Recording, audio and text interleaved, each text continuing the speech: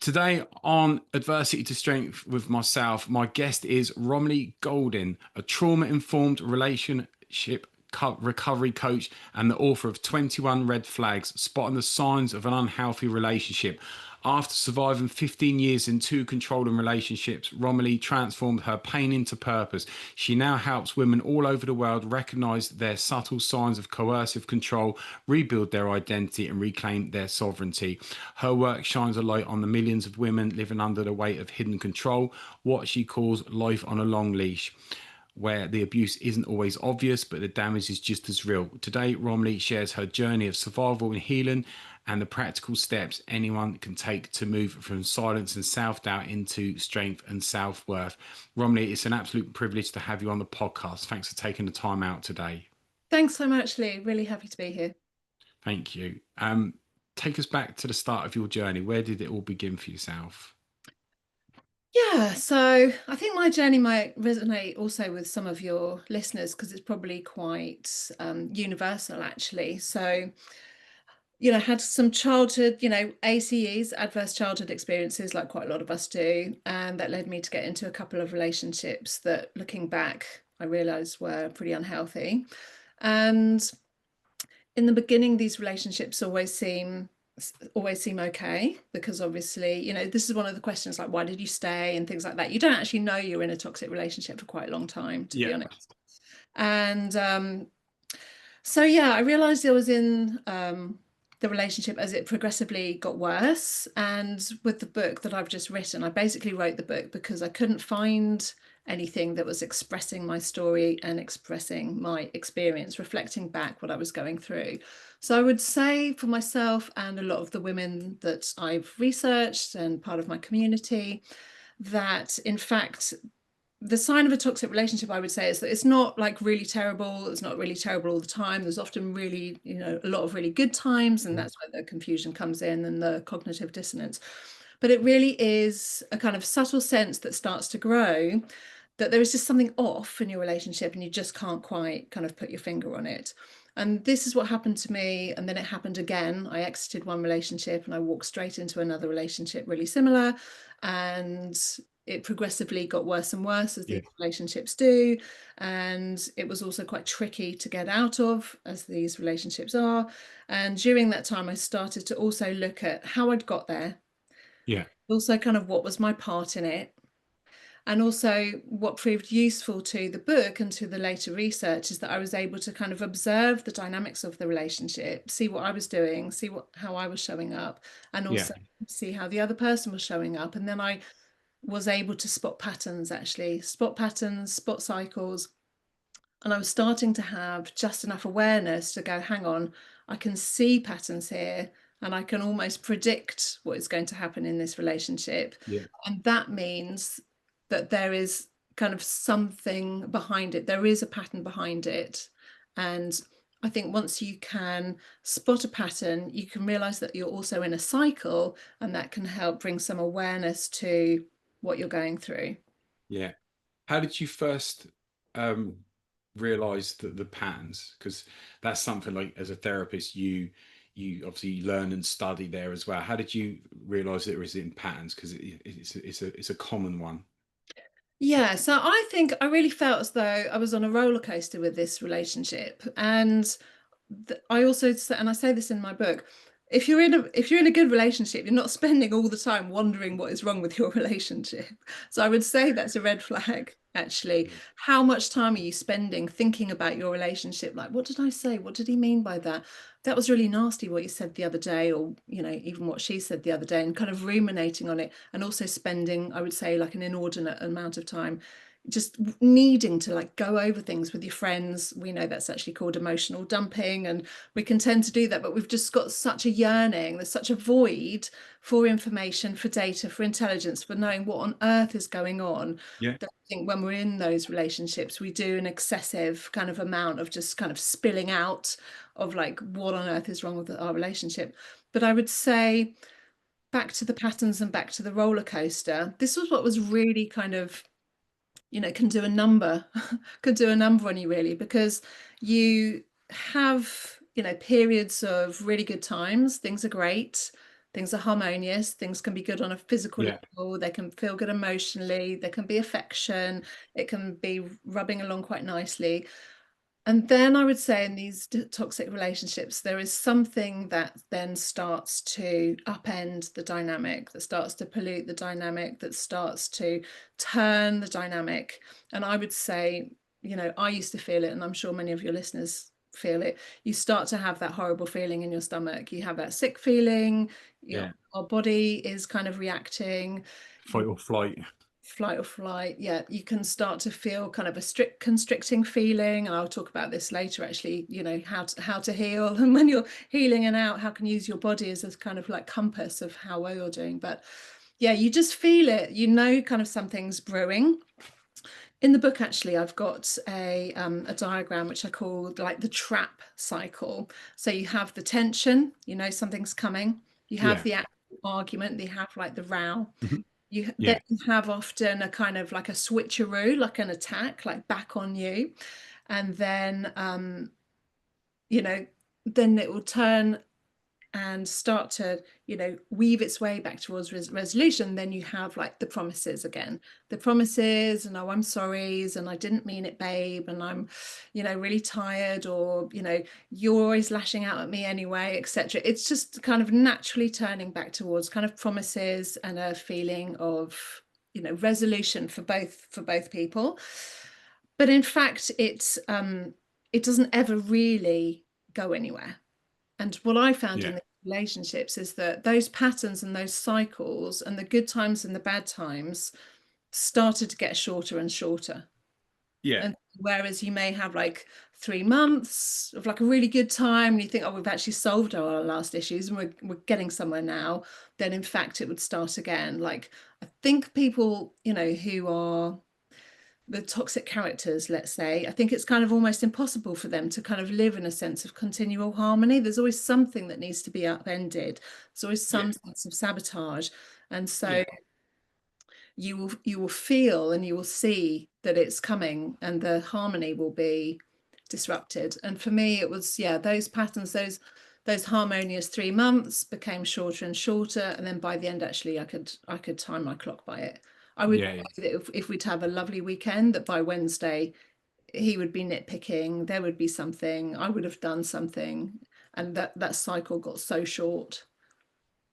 Yeah. Would you say that both those relationships were with somebody that was narcissistic? Yeah, it's difficult to diagnose actually, and I don't actually use the word in my book. And also because Yeah. I What would you use instead? I use toxic individuals, or I use unhealthy individuals. I suppose maybe because I'm qualified as a coach and I'm qualified as Yeah. a trauma coach. I also think I'm just wary because I'm not a qualified psychologist or Sure. psychiatrist that Yeah. Yeah. to be diagnosing at a distance. But I definitely think that um, yeah, I mean those labels, narcissist, overt narcissist, covert narcissist, they can be helpful. Also the labels of kind of, toxic individuals can be helpful. Also just the notion that it's unhealthy. Yeah, it covers that. You don't really need to narrow it down there as well. You can have specific books and therapists on narcissism, but if somebody's toxic, they're toxic, and that's what it matters. Exactly. And that's actually kind of why I hope my book will kind of meet people in the middle, actually, because during one of these relationships, I went to a bookshop and I went to the self-help section. I went to the psychology section. I was really looking for kind of like, how on earth do I get out of a bad relationship or bad relationship dynamics or something like that? And I honestly couldn't find it. I found a lot on narcissism and dark triads and sociopaths. And at the time I was like, I don't even know what that is. It felt like kind of Yeah, crime stuff, just did not speak to me at all. I found, men are from Mars, etc. And I yeah, couldn't yeah, find anything kind of in the middle that was helping me kind of guide me. And maybe your listeners will resonate with this. You just kind of need guidance, just need to know, like, yeah, is this okay or is this not okay? And there is the fact that, we should be kind of self-validating and have our boundaries and know what is okay and know what isn't okay. But if we've got kind of poor boundaries or blurry boundaries, yeah, we've never been able to set boundaries, if no one's ever modeled to us, if no one's ever said to us that if anyone does this, it's really not yeah. okay, then we actually don't know. Yeah, without doubt. And I spend all week, every week, talking about boundaries with my clients. If you and I say if you don't have boundaries, you're the only person that's going to suffer. Yeah, because without boundaries, who knows? You know what set of circumstances you can, because there's no consequence for that person there as well. So that's one of the things I work on a lot is to get clients to understand and enforce boundaries there, because it makes such a big difference there as well. Did you feel that at the particular time that you didn't have any sort of boundaries, or they weren't very strong, or you weren't really sure where you were with everything? Honestly, Lee, I wouldn't have known a boundary if it come and No, slapped me around the face. exactly. I didn't know the concept of boundaries. I mean, I think the concept of boundaries is actually coming more into the mainstream when we're talking It about. is, yeah, I've got teenage kids, even they probably know what a boundary is. So I think it is becoming more mainstream and people are more aware. yeah, Um, I didn't have boundaries, but also, honestly, the toxic people also don't have boundaries, right? And they also, crucially, don't respect your boundaries. yeah, So you can set boundaries and you can say as much as you like, don't speak to me in that tone of voice, or I don't like it when you do that, or can you stop messaging me like 5 times a day because I'm at work, etc., and I can't reply, etc., etc. But crucially, they don't respect your boundaries. And so actually it's very important if people are trying not to get into another toxic relationship, is actually it's quite useful early on in dating to set a false boundary, like test a boundary and see how the other person reacts. yeah. Have you done that? Have you managed to do that? So far, I haven't had to do that. That's good. That's a good sign. If Right? I, Yeah. I always say to people, if you know you have to have boundaries, and boundaries for me, people might argue with me. Boundaries are black and white. You show me the respect that I deserve, or you leave. There's no grey. If you got grey, you've lost your boundaries. Um, but also with some people, when it comes to having um, good friends around, their good friends and family will never know what that person's boundary is, because they automatically show them respect, and they're never going to know what the boundary is. That's why. So that's good. If you've not had to do, that's a good sign that you've not need to have your boundaries tested. That's Yeah. progress. And I would say, Lee, actually, you've really hit on something really important because, in fact, I was thinking about this the other day. We go into relationships actually with like an unspoken, our own unspoken framework, actually, of what is okay and what is not okay.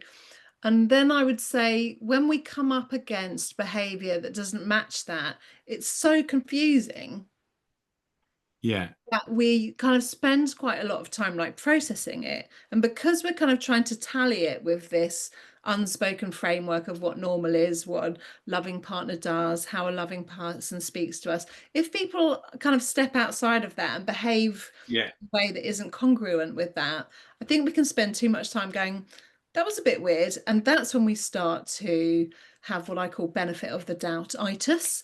And yeah, we kind of go, well, they must have been having an off day, or I know they're really stressed, etc. We can start to like excuse it away rather than having it as a massive red flag and going, hang on, they've actually got a whole different frame of reference yes, yes, working to me, and yeah. it's not going to tally. And I would say that a lot of these toxic individuals, their frame of reference is completely different. Yeah, and the mistake that people make when it comes to relationships, and obviously everyone's done it, is they meet somebody and there's a connection, and that'll do. I'm in a relationship, and 6 months later, obviously that initial connection and vibe is changed, and the real person's come out. And that's where you can find that you're in a relationship with a toxic person, or you're with somebody that isn't right for you, because we've all come from different backgrounds, and what our belief system is with how we grew up might not align with that person. And so what we might think is acceptable is different to what they feel is acceptable. So it's nowadays I read things and see things where they experts recommend that it's almost like you bring your CVs along, Mhm. and yeah, you've got the initial attraction, but actually, what's your beliefs? What's your political beliefs? What's your values in life? What do you want to achieve? Because if you're kind of one's up there and one's down there, you're probably not going to work. But if you're there or thereabouts, and you've got half a chance. So I think it's really important, like you said, to find out where somebody is with yourself. Yeah, definitely. Actually, in the book, I've got the part three is called "How Did You Get Here?" And I also have like a Yeah. framework because I talk a lot about what is an unhealthy relationship. I actually also talk about what is a healthy relationship anyway, and what does it look like anyway, and some of the components that you should expect from them. And I also reference the Gottmans, John and Julie Gottman, the Gottman Institute in the States, and they talk about the four horsemen of the apocalypse. Have you heard of Apocalypse. it? Yeah. So that's stonewalling, defensiveness, Yeah. and criticism. Yeah.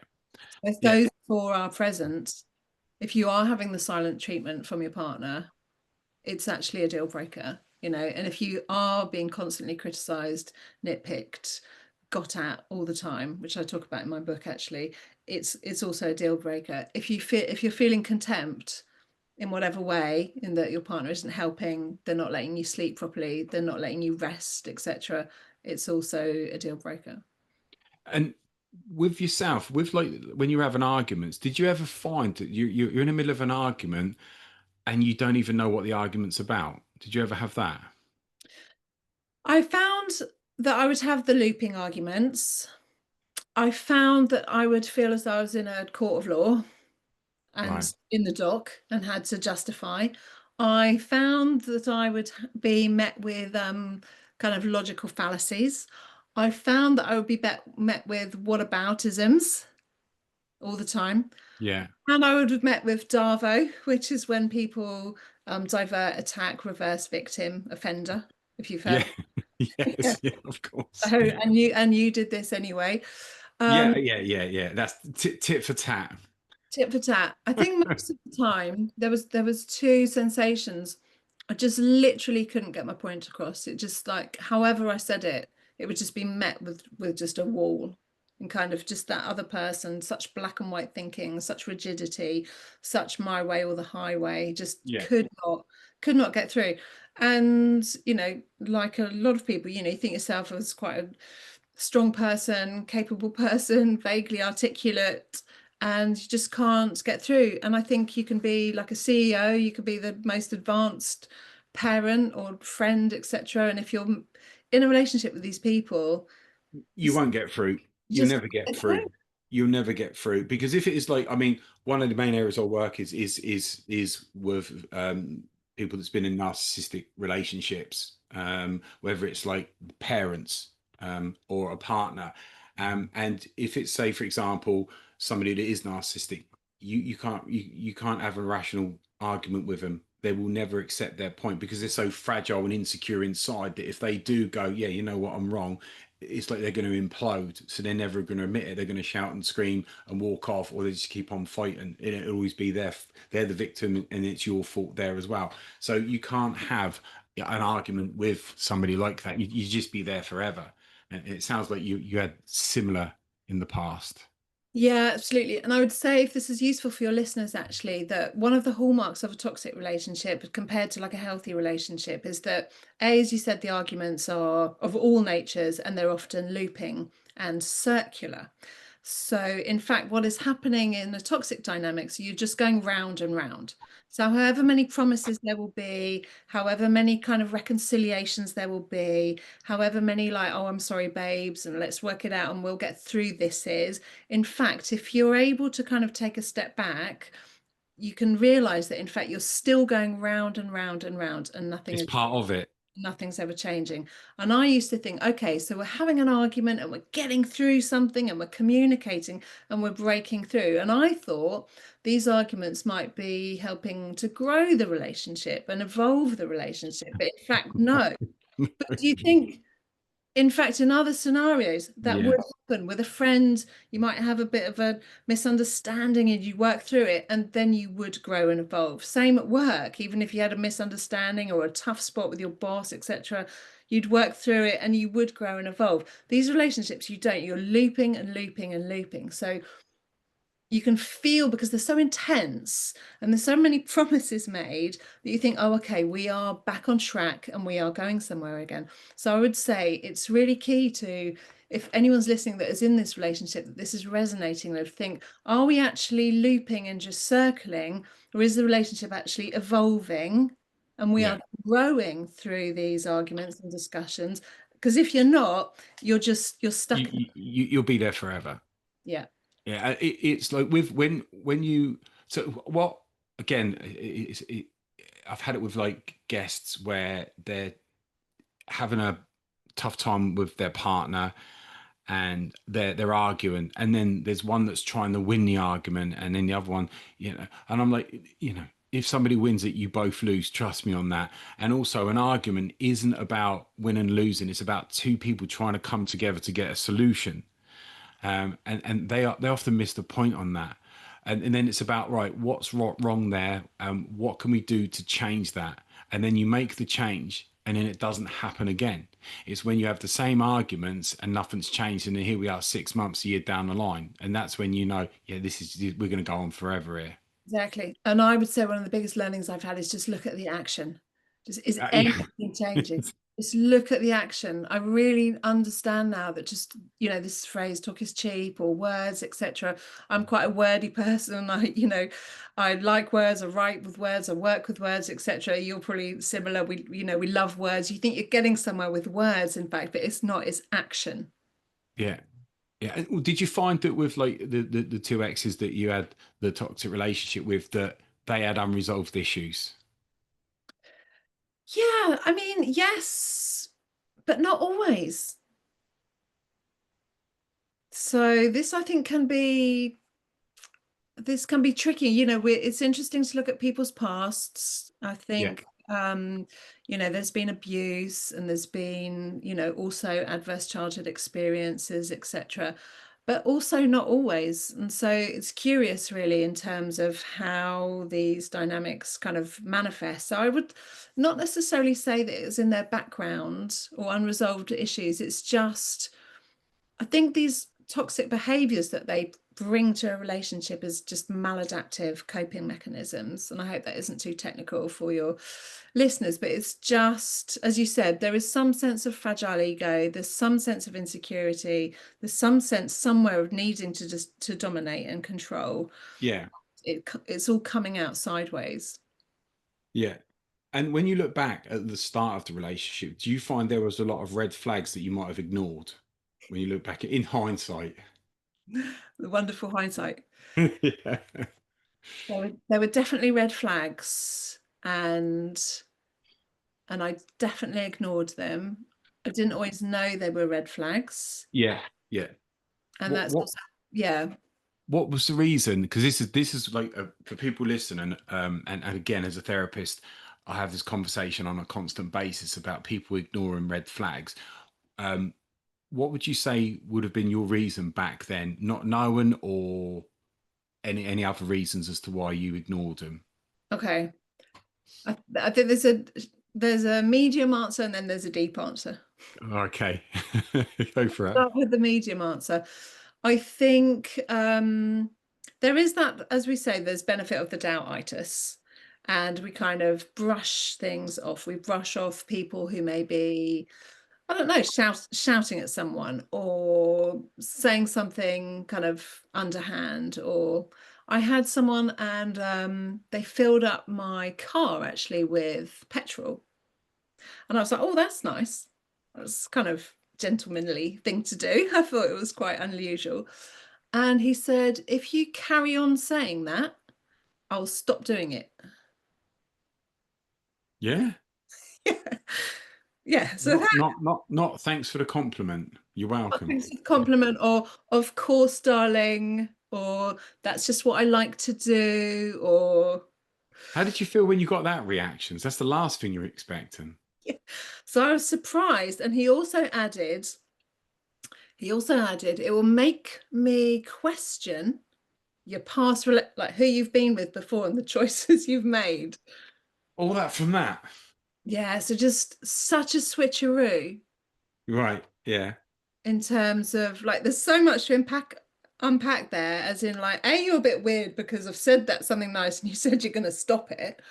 And B, you're now kind of casting me, and this is what I find that these people do, and we can talk about that. You're Yeah. casting me in like a twisted light, that Yeah. because I hadn't had that treatment before, I had made bad choices. Do you see what I mean? Mm. and that Yeah. I was somehow kind of not worthy, or I was But deficient in some way. the thing is that maybe your past relationships, made bad choices, and there's always going to be reasons to why. But surely this guy will go, well, I can be your Mr. Knight in shining armor. Don't worry, it's going to be different this time. Yeah. Not throw it back in your face Yeah, not throw it back on in the on something that he didn't actually know. yeah, exactly. Yeah. I felt like, there's those people in the circus with knives thrown at you Yeah, exactly. Hold on a minute. into place.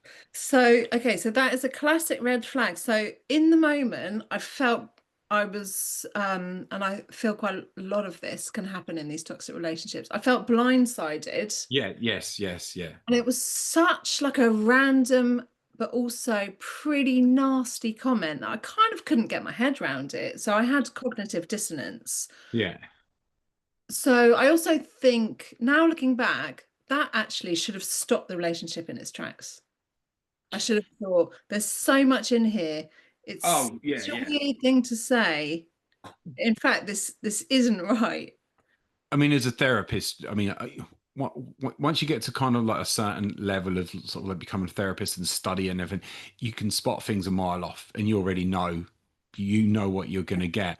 Now, even just with what that guy did then, I know that he's got unresolved issues and there's past bad experiences, and he's projecting there as well. It's a default mechanism. You're there trying to figure out what was I in the wrong there? Was it me? Is it something there? Oh, maybe we'll see how it goes.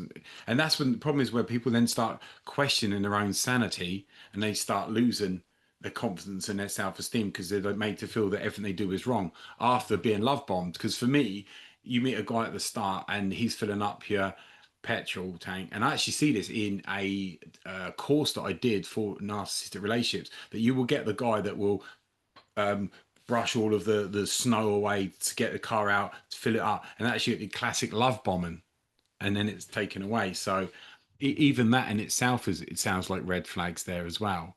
um Yeah. yeah, what do you think you carried on after that, or was it just like, oh, okay? Okay. So this is where it gets slightly deeper. So I was Yeah, projecting a lot onto him, and I also took it away because I wanted to be like a high value woman. yeah, Okay. yeah, So I thought, oh, crumbs, hang on. I need to show up more as a high value woman. And I put it on myself and a deficiency of myself, rather than thinking that's a really weird and quite nasty thing to say. And so this is where it gets deeper, I think, because we can get in these relationships and we start to put up with quite a lot of stuff that isn't nice. And then it comes down to, what is our role in this?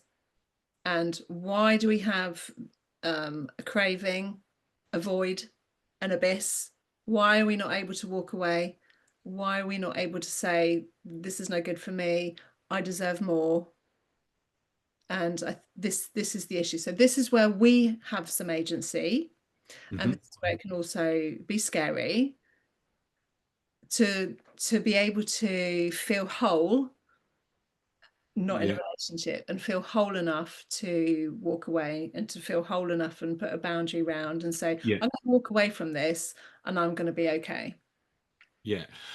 I think it's really important, and again, it's a conversation I have a lot, where I have to explain the difference between wanting to be with somebody and needing to be with somebody. And if you've got somebody that wants to be with that person, they're there for a reason. They don't need to be with you. They're there because they want to be with you.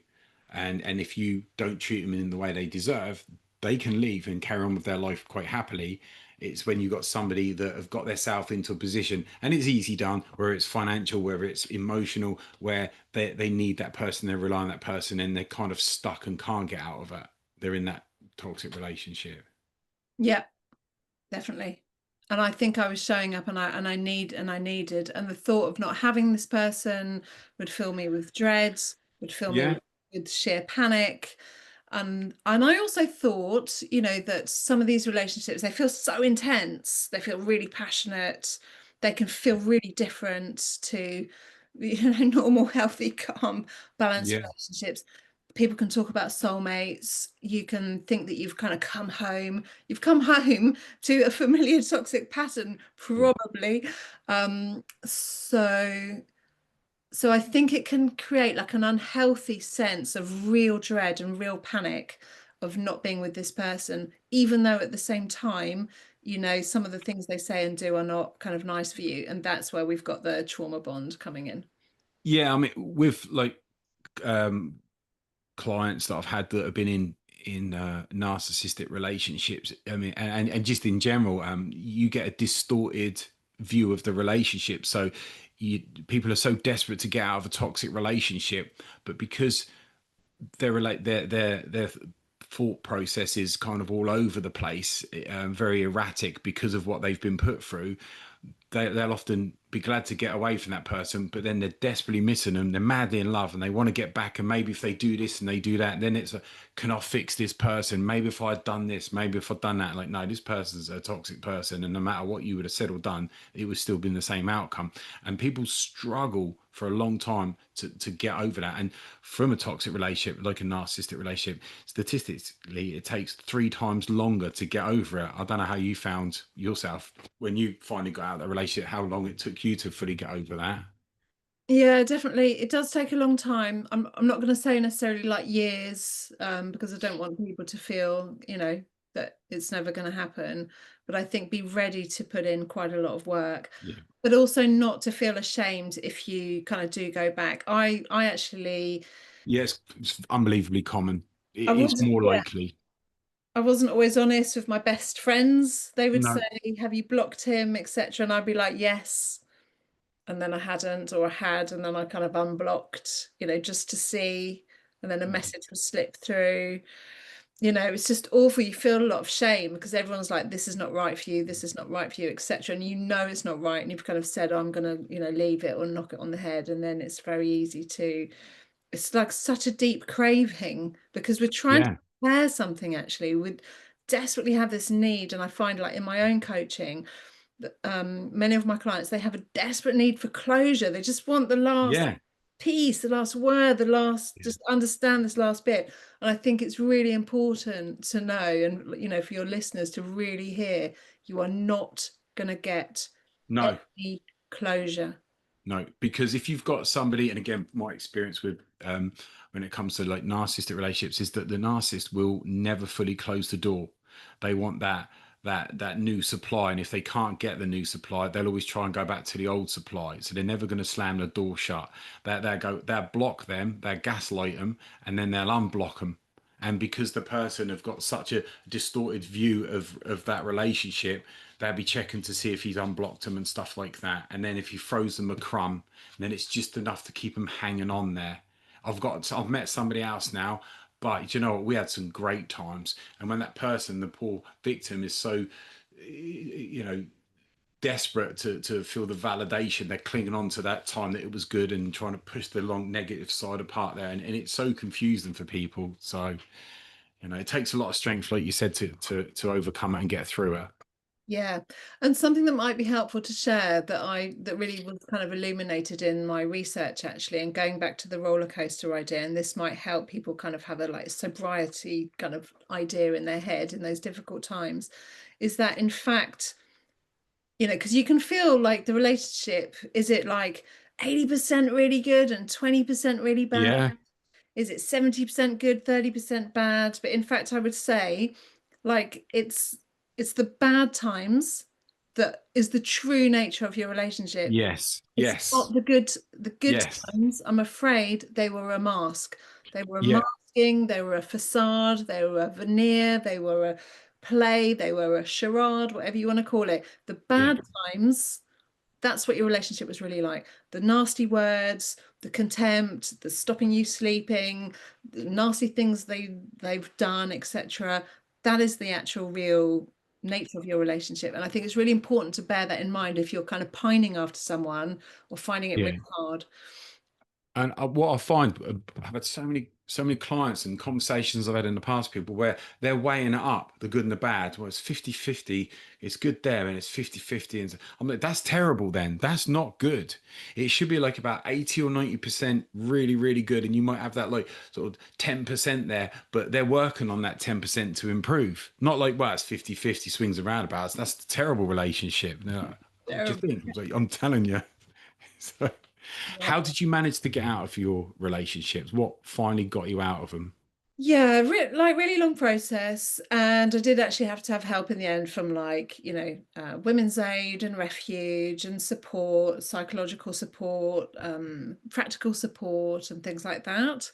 Um, I think it was, I think at some point it is a decision that you make in yourself, and there is a line that you cross, and you're like, this is really, I'm really done, and I'm really not going to go back. I think if you don't have that red line and you are able to leave, if there's a window of time and you're able to leave and get out, then it's just recommitting to that decision again and again. Because I know there's the actual practicalities of actually leaving, which Yeah. can be a big like rupture, leaving a house or someone leaving, etc., or having them, forcibly removed, etc. And then there is a kind of that tricky time where we really want to go back to them or have some closure, etc., have that part healed. And then, yes, I would say in any case, there's quite a lot of support that is needed. And if it's not necessarily practical support or as dramatic as having police and women's aid, etc., I would say that you just need to just double down on your self-care and your support system and really just kind of commit to going on a bit of a healing journey. How do you feel now, looking back, the person you are to the person that you were? Yeah, I mean, it's interesting. Sometimes I think, I wasn't awake. Yeah. These things kind of really galvanize you, right? They really open your eyes. Sometimes I think I was awake and I just wasn't being heard. I was conscious in these relationships and I just wasn't being heard, and you're just being kind of dominated. So I was trying, to change things and get my, voice heard. I think it does kind of accelerate your learning and growth. And then, like the point of your podcast, I've just used it to kind of lean in, right? And I want to just share kind of what I went through, that I really get it, the dynamics of these relationships, how confusing it can be, how such a grey area it can be. And actually the red flags I mentioned in my book they're all really subtle. Yeah.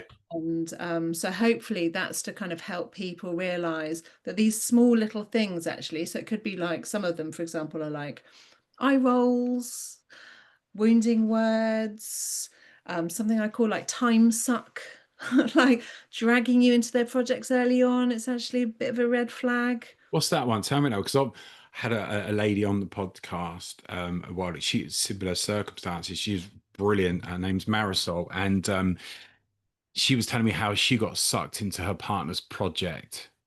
Uh, Exactly. I've added it as a red flag. It's one of the early red flags. and it was, yeah. Tell me about that. Yeah, so it can be really subtle, actually. I would say that just watch out for anyone who is trying to either kind of get involved in your stuff or draw them into their stuff, right? And it can be things like, could you help me with this job application? Or could you look over these divorce papers? Or could you actually help me clear out my garage this weekend? Or I've got to visit an elderly relative and like clear out their house. Or can you actually help me with my tenancy agreement and stuff like that? And I think, okay, so it seems like a nice thing to do, and it might Yeah, increase intimacy or bonding, all etc. sounding good. All sounding good. But in fact, these time sucks, they're often not a one-off, and they keep happening. And in fact, it is a way of dominating your time and testing how much time are you going to give to them. Yeah, that is so true. And like I said, I had a lady Marisol on the podcast, similar conversation as yourself, and she met this guy, and he had his own business, and she's an author, and she's got loads of books, so she's brilliant with words and that kind of thing. And he started to get her to do her accounts, and the next thing you know, she's basically given up being an author and doing his accounts full time for free.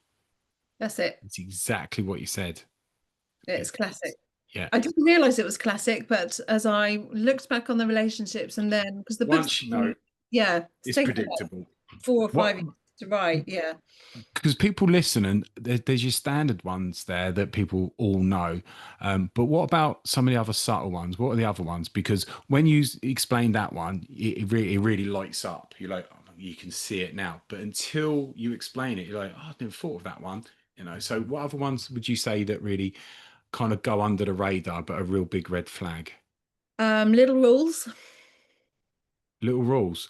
Yeah, as in controlling you. just So, little rules, yeah. like we shouldn't have selfies in public, or like no PDA, or Yeah. someone I spoke to, one of the women that as I was researching, she had to hang towels in a certain way, buy certain loo roll, cook breakfast in a very certain way. So just funny little rules. And interestingly, at the beginning of one of my relationships, I had a notes going called Happy, John. Just notes of like the things that he liked, that he preferred, but in fact, they were rules. Right.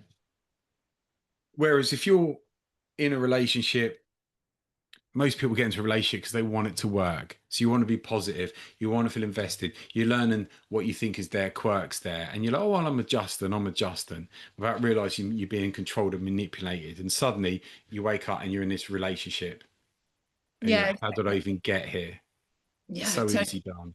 yeah, so they might not resonate with everyone, but definitely little rules. Quite a lot of the people I spoke to found there were little rules when they started to think about it. They were like, "Oh, okay, I have to have the towels this way, otherwise it goes ballistic," or "I have to That's have this loo roll this way," etc.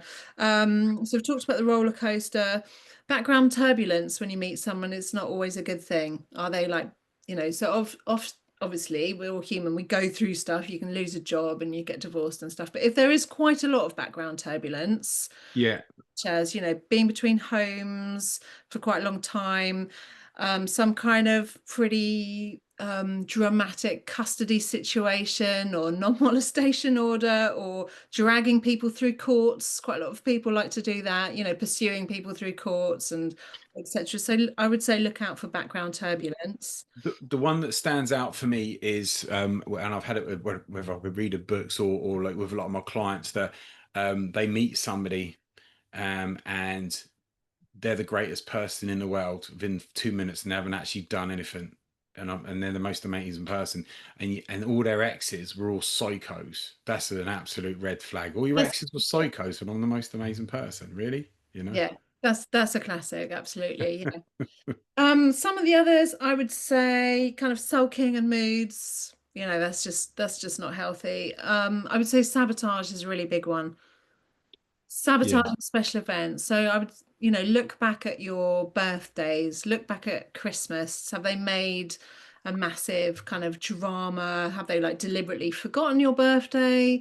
Are they saying, they don't want to go and see your family again because they never do anything for us and stuff like that? Just look out at special events, also where the attention isn't on them, or if it's something that, it's your family's turn and your side of the family this year. Watch out for a massive kind of adult sized tantrum, sulk, sabotage, or just generally like being unpleasant on the day. I think that's really key. Um, dredging up the past. Yeah, which is never good. Which is never good, and it's to start an argument, or if they're losing an argument, and it's not good. It's a red flag, Yeah, just definitely. dredging up the past. Accusations, which I think for women can be so draining in Yes. terms of like, who were you talking to? Who is that dad at the school gate? Why were you talking to him? Why were you flirting with the barista in Cafe Nero when you weren't? Why did you lend the neighbor the hose pipe? Why are you wearing that blue t-shirt when you went round to it just accusations that just make no sense. But often these things have like a little grain of truth in them. Yeah, and that's the problem. And it's like when you've got somebody that is very toxic, they won't, like you said, they won't be toxic the whole time. Because if they were, you'd leave a lot easier. But it's when they're nice for that week, for that 2 weeks, and then they go back to being toxic there. So if it's like, did I smile? And the problem is you then question your own sanity. Did I come across? Well, maybe I didn't. And there's always just enough there for you to have that self doubt.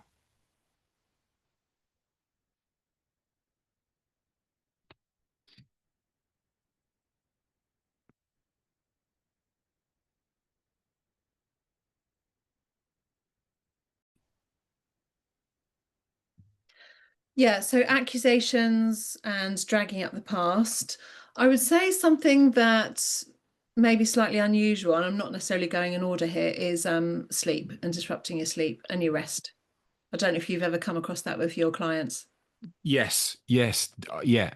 Um, I've have with guests and with clients where like the toxic person will wake up the person in the middle of the night and start an argument. So the person's not prepared. They're like, well, what's going on? It's 3 o'clock in the morning. It's an argument that goes on for hours. They're exhausted. They're totally tired. Dead. So they haven't got their defenses up.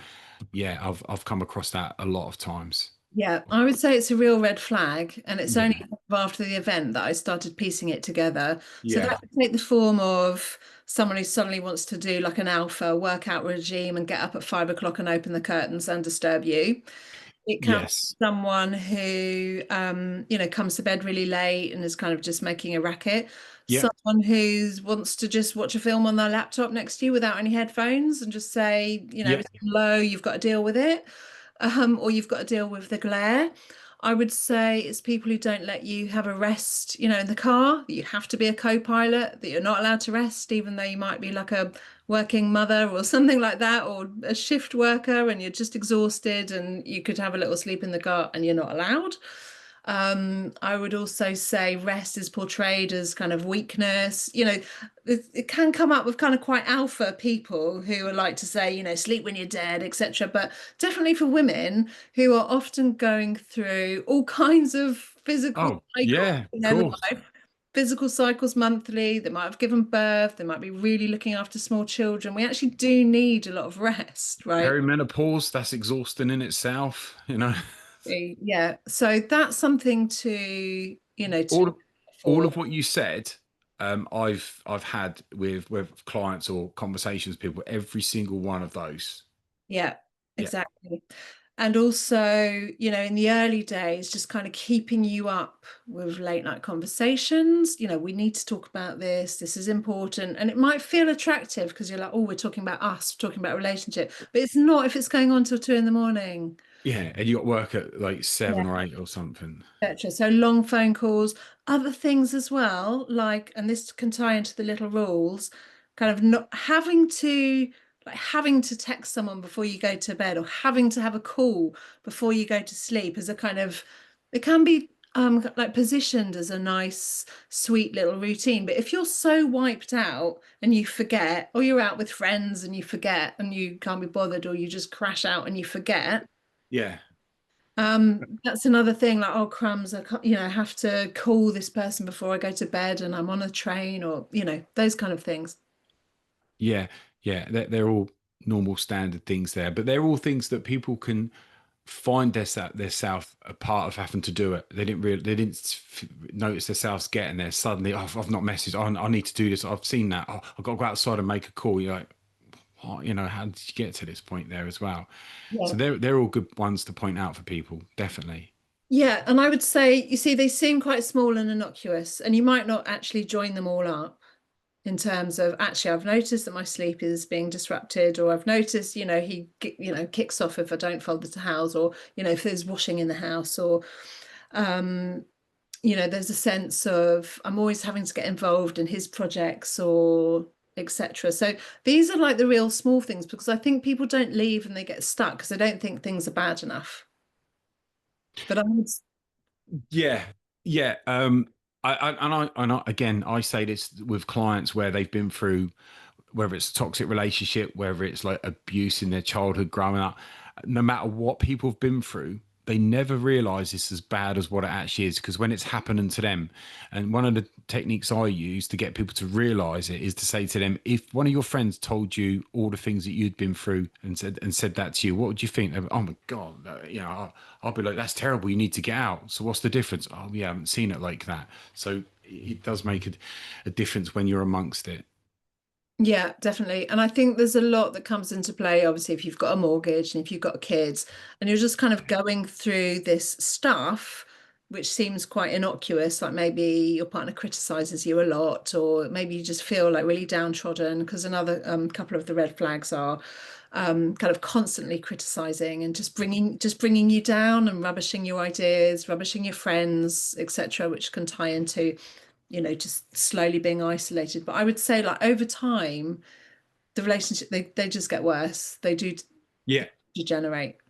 they'll always get worse. They will never get better unless, for me, unless that person is probably having longer term therapy, because there will be, for me, there's always likely to be issues. I'm always looking for, oh, what's the reason behind that? Because when people project negative things to other people, they tend to be an unhappy person. My rule of thumb is happy people don't go around making other people unhappy, but unhappy people do. So unless they are working on themselves, it will only ever get worse. So it's not just gonna. Nobody's ever gonna wake up one day and go, "Yeah, well, I'm all over it, and I'm never gonna treat." Even if they do, and they're on their best behaviour, because whatever's going on with them is still the same, unresolved. That mask will slip very quickly, and you're back to where you were. Just when you're thinking, "Well, I thought it was going to be all right now," and Mm. here we are again. Yeah, and we all deserve much better. Yeah, Actually deserve to be in a happy relationship. And I think one of the things I heard recently, I wish I'd known kind of much younger, is when yeah. you're choosing your partner, you're choosing your quality of life.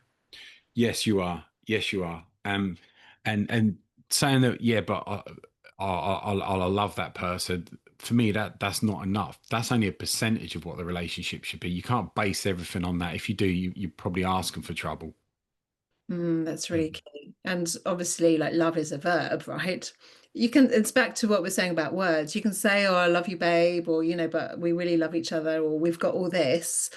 And that's Yeah, kind of, you know, the sunk cost fallacy, right? yeah, You put everything in it, you've put your time, you've got a mortgage, etc., and it's really difficult to kind of walk away. But love is it's a verb, it's an everyday, it's action, it's doing. Like, yeah, are they caring for you? One of my other red flags is just kind of callousness, no kindness, no real warmth at the core, at the heart of the marriage or the relationship. You can just feel it is missing, yeah.